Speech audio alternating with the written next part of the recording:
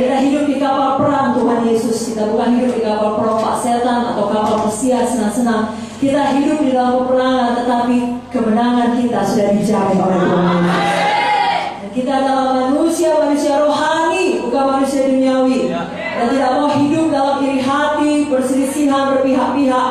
Tapi sebagai manusia rohani, kita hidup penuh dengan Roh Kudus dan penuh dengan kuasa Tuhan.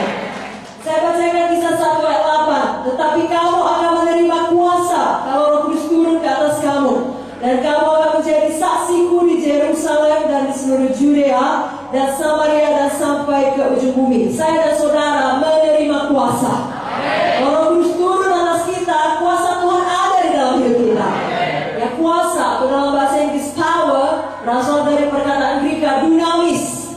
Dari situ diambil perkataan dinamit yang mengadakan ledakan-ledakan. Kalau ada dinamit lalu dipasang diledakkan, itu akan menghancurkan bahkan gunung batu yang besar yang tadinya tidak bisa dibuat jalan. Karena diledakkan dengan dinamit, bisa dibuat terowongan, bisa ditembus, ada jalan. Dihancurkannya apa yang tadinya tidak bisa dihancurkan dengan tenaga manusia biasa. Demikian kalau kuasa supranatural Roh Kudus ada dalam saudara. Dia akan menghancurkan semua kuasa dosa di dalam hidup kita.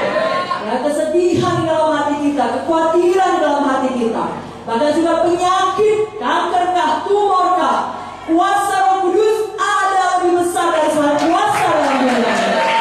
Di malam hari ini pastikan kita betul-betul penuh dengan kuasa Roh Kudus. Bukan sekedar kita bisa berbahasa roh, tetapi hidup kita penuh dengan kuasa. Saya percaya gereja Tuhan di Riau, khususnya gereja Tuhan di seluruh Pekanbaru ini adalah gereja yang berkuasa. Dan juga gereja yang penuh dengan tanda ajaib dan mujizat. Saudaraku, gereja Tuhan pertama, sidang pertama lahir dari kuasa Tuhan. Dan sidang pertama bukanlah gereja yang lemah. Sidang pertama bukan lahir dari kelancaran atau kemahiran berkhotbah dari murid-murid Tuhan, tidak. Dan tidak pernah gereja dilahirkan daripada kepintaran manusia saja, sama sekali tidak. Sebagaimana sidang pertama lahir daripada demonstrasi kuasa Tuhan, biar sidang kita juga saat ini terus ada di dalam kuasa Tuhan. GKI juga pertama kali lahir dari pernyataan mujizat dan kuasa Tuhan. Dan sekarang GKI sudah lama, sudah berkembang, sudah ada di seluruh Indonesia. Biar kuasa Tuhan tidak semakin menurun, tetapi semakin bertambah-tambah. Semakin dinyatakan dalam hidup kita, pribadi lepas pribadi, juga tiap kali kita berkumpul beribadah seperti saat ini. Apalagi dalam ibadah kebaktian minggu, ibadah KKS. Biar mujizat Tuhan limpah ada di setiap kali kita berkumpul. Saudaraku, jangan sampai kalau dulu pada waktu di awal-awal saudara mengikut Tuhan dan saudara dipenuhi dengan Roh Kudus, saudara hidup dengan kuasa. Yang katakanlah saudara bahkan divonis dengan satu penyakit dan diharuskan operasi oleh dokter. Tapi begitulah firman menguasai saudara yang diremakan oleh Roh Kudus menjadi imam bagi saudara. Dan saudara berkata, saya bisa sembuh, dan betul-betul saudara sembuh, bahkan tanpa operasi. Kuasa Tuhan jadi, mujizat Tuhan jadi. Lalu sekarang setelah puluhan tahun mengikut Tuhan, jangan sampai itu turun saudaraku. Jadi saudara, karena saudara merasa diri saudara sakit, saudara pergi memeriksakan diri saudara ke dokter atau ke rumah sakit, kepada medis. Dokter mengatakan tidak ada apa-apa, tapi saudara yang khawatir. Saudara yang terus merasa harus periksa ulang, coba lagi ke sana, sampai 5 kali periksa ulang. Saudara, medis pun mengatakan tidak apa-apa, justru kita yang khawatir. Itu rumah hidup dengan kuasa Tuhan. Kita tidak mau demikian, kita mau justru kuasa Tuhan semakin bertambah-tambah. Karena pada akhir zaman ini Tuhan perlu gerejanya untuk hidup berkuasa, untuk menyatakan dia hidup dan tidak berubah. Saya berdoa kiranya semakin banyak mujizat Tuhan dinyatakan dalam sidang Tuhan di Pekanbaru ini, yang mencenangkan kota Pekanbaru, sehingga mereka mengenal betul-betul ada Tuhan Yesus yang hidup di dalam sidang ini. Dan kalau ada persoalan mereka, mereka tahu harus datang kepada sidang Tuhan ini. Saya bacakan kisah 3, kisah mengenai Petrus menyembuhkan orang lumpuh, kisah 3 ayat 1-10. Pada suatu hari menjelang waktu sembahyang, yaitu pukul 3 petang, naiklah Petrus dan Yohanes ke bait Allah. Di situ ada seorang laki-laki yang lumpuh sejak lahirnya, sehingga ia harus diusur. Tiap-tiap hari orang itu diletakkan dekat pintu gerbang bait Allah yang bernama Gerbang Indah, untuk meminta sedekah kepada orang yang masuk ke dalam bait Allah. Ketika orang itu melihat bahwa Petrus dan Yohanes hendak masuk ke bait Allah, dia meminta sedekah. Mereka menatap dia dan Petrus berkata, lihatlah kepada kami. Lalu orang itu menatap mereka dengan harapan akan mendapat sesuatu dari mereka. Tetapi Petrus berkata, emas dan perak tidak ada padaku, tetapi apa yang kupunyai kuberikan kepadamu. Demi nama Yesus Kristus orang Nazaret itu, berjalanlah. Lalu ia memegang tangan kanan orang itu dan membantu dia berdiri. Seketika itu juga kuatlah kaki dan mata kaki orang itu.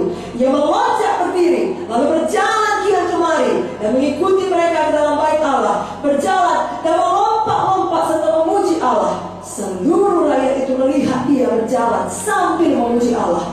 Lalu mereka mengenal dia sebagai orang yang biasanya duduk meminta sedekah di gerbang indah bait Allah, sehingga mereka takjub dan tercengang tentang apa yang telah terjadi padanya. Yesus Kristus tidak berubah. Kalau dia bisa bekerja melalui Petrus, dia bisa bekerja melalui saudara. Saudara, Kristus Tuhan yang berkuasa yang membawa mujizat di seluruh penjuru kota ini. Saudara yang dipakai Tuhan untuk itu, miliki iman untuk itu. Lihat saudara bergerak seperti itu. Lihat kakak saudara penuh mujizat. Lihat setiap kebaktian ibu penuh mujizat Tuhan. Saudaraku, Petrus adalah contoh utama daripada murid-murid Tuhan yang begitu dipenuhkan dengan Roh Kudus. Dia berjalan dalam kuasa dan tanda ajaib dan mujizat. Maka pertama kali Petrus berkhotbah di depan umum setelah dia dipenuhkan oleh Roh Kudus di hari Pentakosta, begitulah pengurapan kuasa Tuhan ada padanya, sangat luar biasa, sehingga saat itu juga 3.000 orang diselamatkan. Nah, dibaptiskan. Kisah 2 ayat 41 berkata, orang-orang yang menerima perkataannya itu memberi diri dibaptis, dan pada hari itu jumlah mereka bertambah kira-kira 3.000 jiwa. Jika saudara bermimpi dalam satu hari bertambah 3.000 jiwa, wah, kurang kuat tepuk tangannya. Mesti dikandung dulu dengan iman. Mesti dikandung dulu dengan iman, divisikan lebih dahulu. Lalu itu bisa jadi saudara.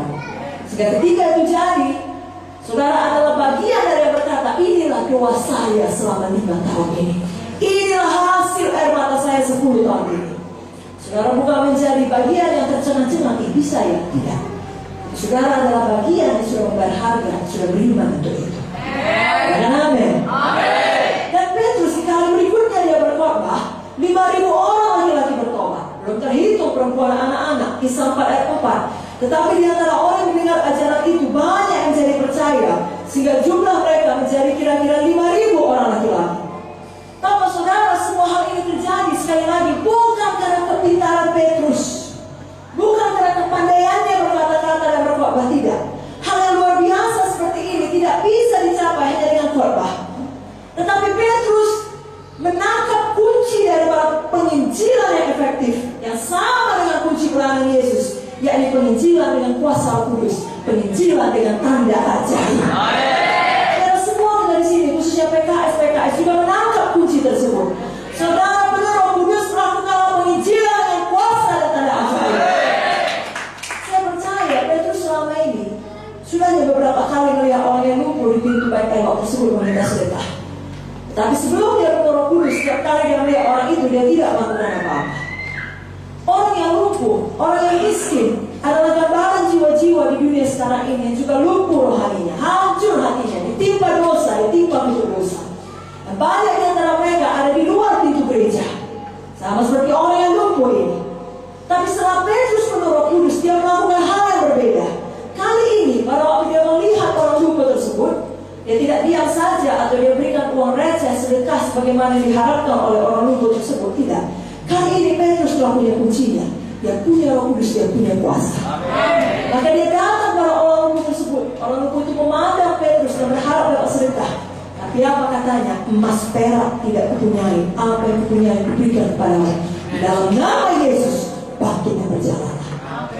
Lalu dengan pimpinan Roh Kudus dia pegang orang itu, dia bantu berdiri.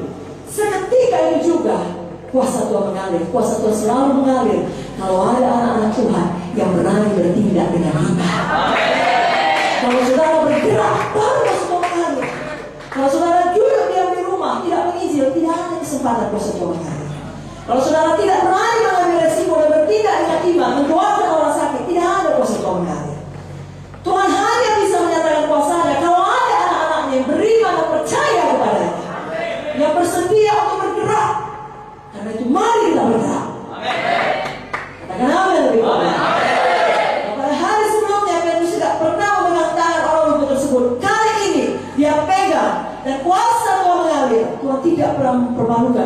percaya dan bertindak dengan iman. Biar malam ini kita juga mau betul-betul percaya, bertindak dengan iman. Biarlah sejak hari ini pelayanan kita selalu dipenuhi dengan tanda ajaib. Katakan amin. Karena memang itulah bagian kita.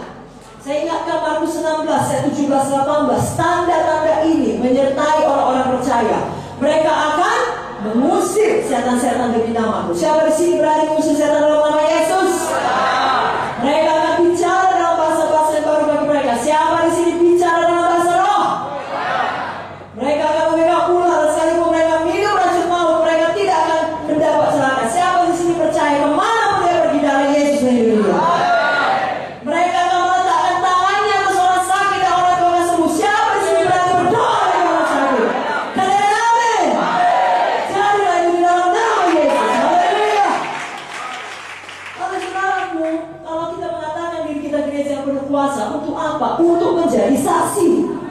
Dari Kisah 1 ayat 8 jelas mengatakan, kamu akan menerima kuasa kalau Roh Kudus turun di atas kamu, kamu akan menjadi saksi. Saksiku, saksi Tuhan, seperti yang dilakukan Petrus tadi. Semua mujizat dilakukannya, tujuannya apa? Untuk menjadi saksi bagi Tuhan Yesus.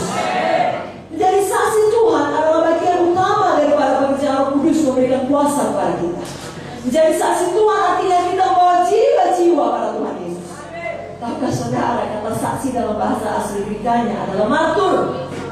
Dari sini diambil perkataan martir, yakni seorang yang berani memberikan nyawanya untuk mempertahankan kesaksiannya akan Yesus. Dan sudah banyak orang sepanjang zaman menjadi martir bagi Kristus. Bahkan di negara-negara di mana Injil dilarang, ada banyak kisah martir. Saya pernah dengar salah satu ceritanya di mana seorang bapak diancam dan tentara yang ada pada saat itu yang tidak percaya pada Yesus dan berkata, kami akan membunuh kau dan seluruh keluargamu. Kalau kalian tetap percaya pada Yesus, tapi kalau kau menyangkal Yesus, maka kalian bisa hidup. Terpikir olehnya untuk menyangkal Yesus demi menyelamatkan nyawa istrinya dan anak-anaknya, sangat dikasihi. Tapi istrinya memegang tangannya, meneguhkan dia dan berkata, kita akan bersama-sama di surga hari ini. Lalu mereka tidak mau menyangkal Yesus. Pada hari itu sama-sama mereka semuanya martir bagi Yesus. Kenapa hal seperti ini bisa terjadi? Karena mereka tidak mampu menahan kesaksian mereka.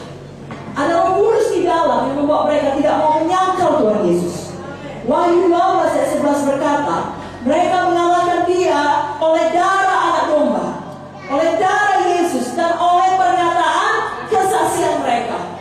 Sambungannya berkata, karena mereka tidak mengasihi nyawa mereka sampai ke dalam maut. Banyak hal-hal Tuhan di Alkitab sudah demikian. Salah satunya adalah Daniel. Daniel juga tidak mampu menahan kesaksiannya. Daniel tetap setia berdoa, apapun ancamannya, nyawa pun resikonya. Dia lebih rela berhadapan dengan singa-singa yang kelaparan daripada dia tinggal daripada persekutuan dengan Tuhan. Kenapa? Karena dia dipenuhkan dengan roh yang luar biasa. Apakah itu Roh Kudus? Katakan amin. Saudara juga demikian. Daniel 6 ayat 4, Daniel melebihi para pejabat tinggi dan para wakil raja itu karena ia mempunyai roh yang luar biasa. Penginjil-penginjil yang penuh dengan Roh Kudus selalu memiliki kerinduan menjadi saksi Tuhan. Satu nama yang terkenal, George Whitefield mengatakan, Tuhan berikan padaku jiwa-jiwa atau ambillah jiwaku.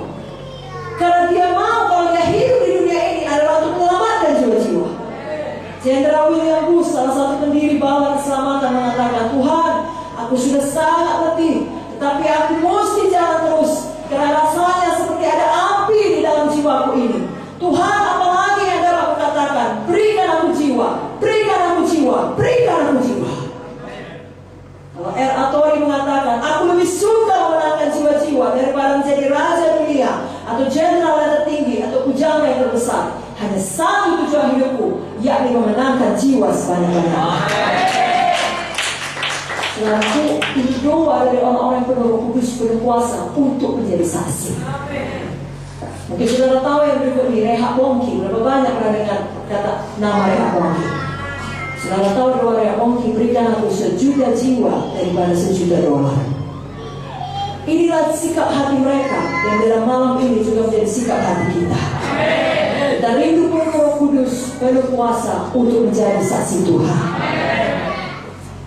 Dengan jujur kita cek diri kita, adakah doa kita kebanyakan untuk diri kita sendiri, atau doa kita banyak untuk keselamatan jiwa-jiwa? Masih banyak sekali jiwa-jiwa di seluruh Indonesia yang belum mengenal Yesus sebagai juru selamat. Masih banyak.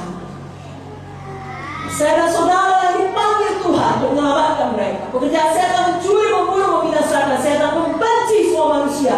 Dan kalau bisa sebanyak-banyaknya dibawa kepada neraka. Siapa yang menyelamatkan mereka dari maut? Saya dan saudara telah dipanggil Tuhan. Saya dan saudara telah diutus Tuhan. Saya dan saudara telah diberkati Tuhan yang kuasa itu. Jangan sampai kita terlalu sibuk menjalani hidup kita, mengejar ambisi kita, mengejar karir kita. Itu bukan satu hal yang buruk. Tapi kalau tidak seimbang, kalau itu sampai menguasai kita, itu yang menjadi prioritas, itu tidak baik, saudara. Betul kita harus melakukan pekerjaan kita, betul kita harus memenuhi nafkah kita, tapi jangan sampai kita lupa menjadi saksi Tuhan. Kalau saudara sudah semakin diberkati, jangan itu membuat saudara sombong, ya, apatis, suam-suam kuku, apalagi meninggalkan Tuhan.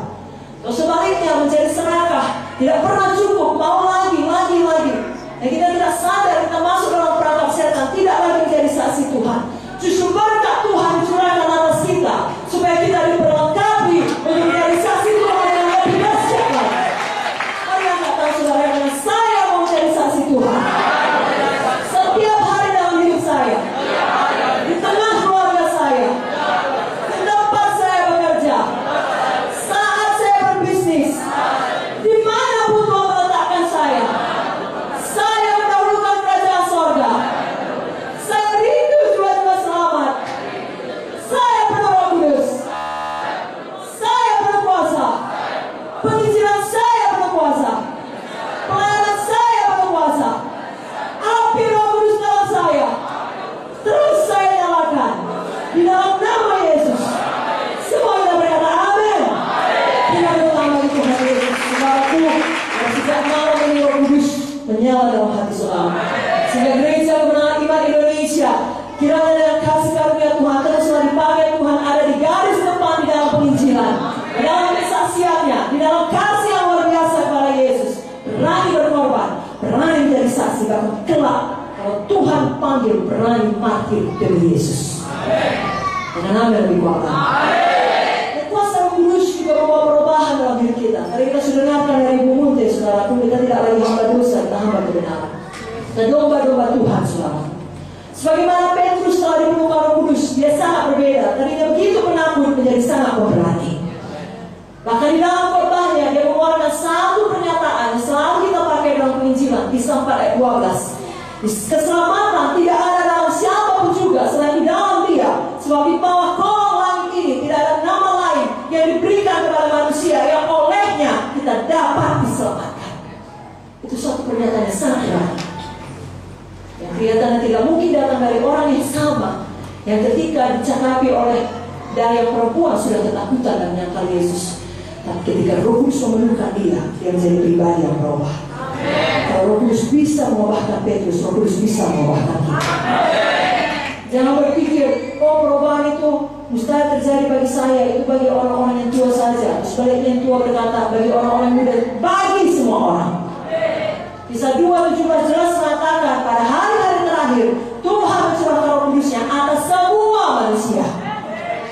Jadi semua kita bisa berubah. Petrus bisa berubah, Saulus bisa berubah. Dari Saulus seorang penganiaya menjadi Paulus murid Tuhan yang rela dianiaya demi Tuhan Yesus. Saulus menjadi Paulus, sungguh pribadi yang baru, yang lama sudah berlalu, yang baru sudah datang. Bahkan begitu banyak kitab dari perjanjian baru itu ditulis oleh Paulus. Kalau Saulus dapat diobatkan dengan luar biasa, saudara semuanya kita di sini tidak dapat diobatkan dengan luar biasa.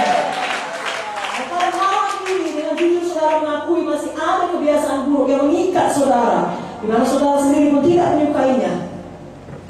Saudara sudah berusaha untuk bebas tapi tidak bebas, tidak terima tipu daya setan. Saudara bisa betul bebas. 2 Korintus 3:17 mengatakan, di mana ada Roh Tuhan, di situ ada kemerdekaan. Kalau ada anggota kelompok saudara masih terikat narkoba dan kelihatannya tidak bisa bebas, itu tipu daya setan. Di mana ada Roh Tuhan, di situ ada kemerdekaan. Pastikanlah Roh Kudus betul-betul memenuhi saudara. Dalam Roma 8 ayat ayat 13 berkata, oleh Roh kamu mematikan perbuatan-perbuatan tubuh.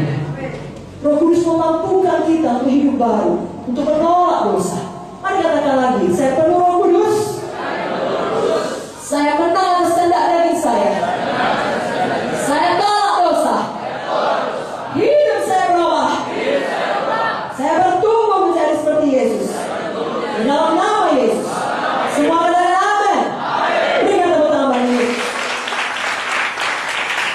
Dan Roh Kudus juga menghidupkan tubuh kita yang fana. Ini berita baik bagi kita semua, apalagi bagi kita yang sudah lanjut usia, saudaraku. Roh Kudus menghidupkan tubuh kita yang fana. Roma 8 ayat 11 berkata, jika Roh Dia yang telah membangkitkan Yesus dari antara orang mati diam di dalam kamu, maka Ia telah membangkitkan Kristus Yesus dari antara orang mati, akan menghidupkan juga tubuhmu yang fana itu oleh Roh-Nya yang diam di dalam kamu. Saudara yang mungkin sudah lama puasa untuk KKR, sepanjang hari KKR capek, siap KKR juga capek, membereskan peralatan dan lain sebagainya. Dan hari ini saudara akan ibadah lagi, mungkin nanti sampai tengah malam kita berdoa. Tubuh saudara saya capek, mau pengsan, ngantuk. Tapi kalau ada Roh Kudus, dia hidupkan tubuh saudara. Saudara mampu untuk tetap kuat dan segar dan sehat. Karena saudaraku, dikatakan Roh Kudus yang sama membangkitkan Yesus dari kematian. Yesus sudah berapa hari dalam kubur? Sudah berhari-hari saudara. Sudah dimulai mungkin proses pembusukan tubuh manusia. Tapi Roh Kudus bisa menghidupkan tubuh Yesus yang sudah berhari-hari dalam kubur. Roh yang sama, yang tidak pernah hilang kuasanya, membangkitkan juga organ tubuh kita dari ujung kepala sampai juta. Kalau yang nampak dari luar juga tidak nampak, ini dalam ini.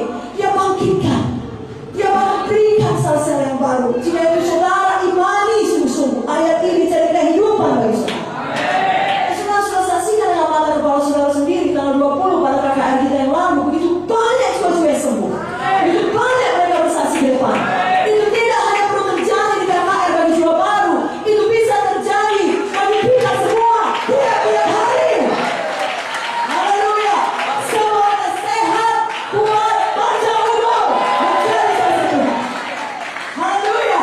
Saya mungkinkan Anda sehat, kuat, panjang umur untuk Yesus. Siapa yang sehat, kuat, panjang umur bagi Yesus? Amin. Amin. Ini yang terakhir saudara. Roh Kudus adalah penghibur, penolong bagi kita. Tidakkah itu luar biasa? Senang kali kalau saudara punya teman baik di dunia ini. Kalau saudara punya 3 teman sejati selama hidup saudara, saudara orang yang sangat kaya. Karena sulit mencari teman sejati. Tapi tahu saudara, kalau tidak ada teman sejati saudara, ada satu teman sejati yang betul-betul sejati, namanya Roh Kudus. Kalau saudara meneteskan air mata karena rasa sedih ataupun kesepian, biasanya saudara dan sebagai pemimpin, makin tinggi posisi kepemimpinan saudara, makin sepi hidup saudara. Karena tidak lagi mudah bagi saudara menceritakan masalah saudara. Apakah ada saudara di sini PKS dengan mudahnya menceritakan pada anggota kelompok sel, saya sedang sakit? Jadi susah ya? Atau kalau saudara punya persoalan rumah tangga, saudara seorang suami, ada persoalan dengan istri, apakah saudara umumkan kalau waktu ibadah KKS, tadi pagi saya bertengkar dengan istri saya saudara. Tapi tahulah saudara, walaupun hidup saudara lebih sedih, Roh Kudus dapat menghiburkan saudara. Saudara tidak perlu terus berduka cita, tidak perlu terus menangis. Ketika semua orang tidak mengerti, Roh Kudus mengerti. Dan hanya Dia yang mampu memberikan penghiburan sejati. Khususnya kalau saudara kehilangan orang-orang saudara kasihi, dipisahkan oleh kematian, penghiburan sejati bisa datang dari Roh Kudus. Tanpa penghiburan sejati dari Roh Kudus, saudara dapatkan penghiburan dari sejuta manusia, saudara yang tetap terluka, kosong dan tanpa harapan. Karena hanya penghiburan Roh Kudus dan sejati itu berasal dari firman Allah yang hidup dan berkuasa. Yohanes 14 ayat 26 mengatakan, penghibur yaitu Roh Kudus yang diutus Bapa dalam namaku. Dialah akan mengajarkan segala sesuatu kepadamu dan akan mengingatkan kamu akan semua yang telah kukatakan kepadamu. Ada penghiburan dalam Roh Kudus, ada sukacita dalam Roh Kudus. Roma 14 ayat 17 mengatakan kerajaan Allah bukan soal makanan minuman, tapi soal kebenaran, damai sejahtera dan sukacita oleh Roh Kudus. Dan Dia sudah menolong kita. Yohanes 14 ayat 16, aku akan minta kepada Bapa yang memberikan kepadamu seorang penolong yang lain, akan menyertai kamu sampai selama-lamanya. Luar biasa bukan? Siapa di sini perlu ditolong suatu waktu? Semua kita perlu ditolong. Hanya saya yang berusia sedia menolong kita. Perhatikan baik-baik. Namun ini bukan berarti kita minta dilepaskan dari semua masalah. Kerap kali kita minta pada Tuhan lepaskan aku dari persoalan ini. Sebenarnya Tuhan lebih peduli pada hati kita daripada kita dilepaskan dari persoalan kita. Tuhan lebih peduli mengubahkan hati kita lebih dahulu. Kalau itu sudah beres, sangat mudah bagi Tuhan mengubahkan seluruh persoalan kita. Saudara masih ingat 1 Korintus 10:13? Pencobaan-pencobaan yang kamu alami adalah pencobaan-pencobaan biasa yang tidak melebihi kekuatan manusia. Sebab Allah setia, dan karena itu Ia tidak akan membiarkan kamu dicobai melampaui kekuatanmu. Pada waktu kamu dicobai, Ia akan memberikan kepadamu jalan keluar sehingga kamu dapat menanggungnya. Jadi jelas bahwa Roh Kudus tidak diberikan kepada kita untuk menghindarkan kita dari permasalahan, tetapi memberikan kuasa yang membuat kita bisa menang di atas segala permasalahan kehidupan. Dan sudah kita baca dari buku Yesaya, dia roh hikmat, roh pengertian, roh nasihat, roh keperkasaan, roh pengenalan, roh takut akan Tuhan. Dia berikan hikmat bagi kita menghadapi masalah kita, menghadapi musuh-musuh kita. Tahukah saudara, ketika Yesus hidup di dunia ini, dia pun tidak terhindar daripada pencobaan. Tapi tiap kali setan datang, Yesus berkata, ada tertulis. Dia bisa menang atas pencobaan. Ini prinsip kehidupan bagi kita. Bahwasanya seperti kata Ibu Putri tadi, perlu firman, perlu Roh Kudus. Ternyata di firman, ketika kita dalam persoalan bertentangan dengan pikiran kita. Saudara ingat janda Sarfat, kekurangan kan, justru perlu dikasih pertolongan. Di situ firman Tuhan berkata, berikan dulu kepada aku roh, masa aku untukmu. Begitulah firman Tuhan yang kalah bertentangan dengan pikiran. Tapi kalau kita bertindak dengan iman, janda Sarfat itu tetap hidup. Tengah-tengah kelaparan, minyak tidak habis-habis, tabung tidak habis-habis. Kita sudah dengarkan di KKR oleh Bunda Victoria, orang yang lumpuh justru dikasih firman, bangun bangkit, angkat tilangmu. Bukan dipijit-pijit, dikasih obat dulu, disembuhkan dulu, baru dilatih, tidak. Disuruh tidak dengan iman. Tapi kalau kita melaksanakannya, maka kuasa Tuhan mengalir. Roh Kudus ada di situ. Saudaraku, ini berlaku bagi kita yang penuh dengan Roh Kudus. Artinya persoalan kehidupan justru membuat kita lebih dari pemenang. Tapi kalau kita tidak penuh Roh Kudus, kita menolak kuasa itu, kita menolak untuk beriman, kita menyerahkan hati kita, pencobaan yang datang bisa menghancurkan kita. Jangan pilih seperti itu. Mari pilih firman, pilih iman, pilih Roh Kudus. Saudara benar atas persoalan, saudara hidup melawan arus, saudara menjadi saksi Tuhan yang berkuasa. Ayat yang terakhir, Zakaria 4:6. Bukan dengan keperkasaan, bukan dengan kekuatan, melainkan dengan Rohku, firman Tuhan semesta alam. Mulai malam ini, semua kita penuh Roh Kudus, penuh kuasa, penuh dinamis.